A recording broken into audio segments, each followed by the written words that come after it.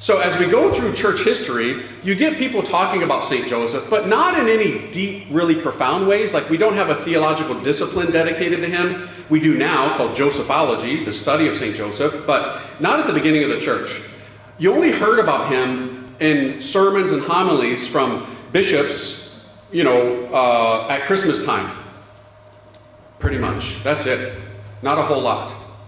And as we go through the church centuries, you get certain saints who tried to emphasize him because they tapped into something and they realized, this man had to be something special.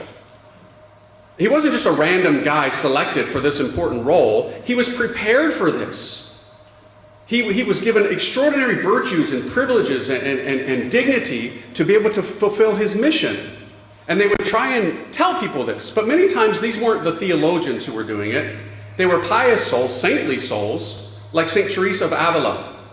Oh, what a great woman, right? She reformed the Carmelites, and she renamed all of her reformed convents after St. Joseph, and she wrote a diary.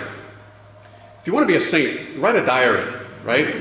It seems to work, So, make sure it's good, though. Don't put nothing weird in there, okay? So, she writes this diary, and she says, basically, if you don't believe me, because she said, I've never gone to St. Joseph and been disappointed, but if you don't believe me, she challenged her readers to a test. Try it for yourself, she said.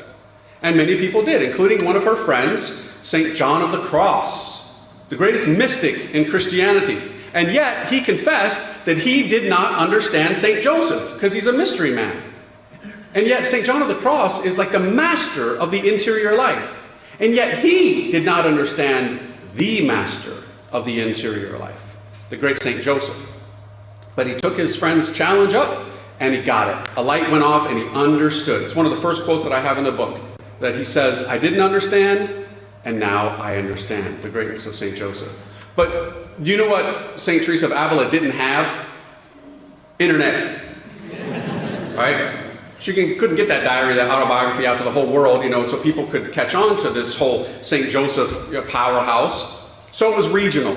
Spain, where she was from, had a great devotion to St. Joseph. And that's how it went throughout the centuries.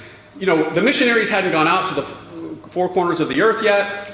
So these things were regional, like Spain had a devotion. Italy had some pious priests and pious nuns who had a great devotion to St. Joseph, very strong there. Or Portugal, Malta, off the charts.